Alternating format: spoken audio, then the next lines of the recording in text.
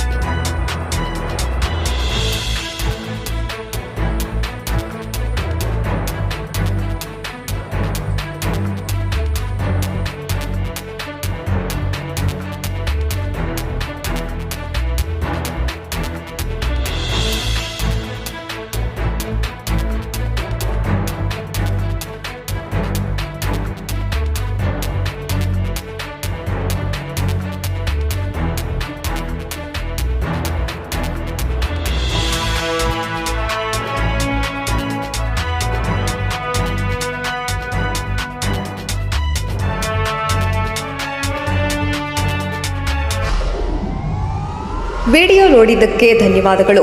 ಮುಂದಿನ ವಿಡಿಯೋದಲ್ಲಿ ಸಿಗೋಣ. ಕ್ಷಣ ಕ್ಷಣದ ಸುದ್ದಿಗಾಗಿ ವೀಕ್ಷಿಸಿ ನ್ಯೂಸ್ ಕರ್ನಾಟಕ, ಸದಾ ನಿಮ್ಮ ಜೊತೆ.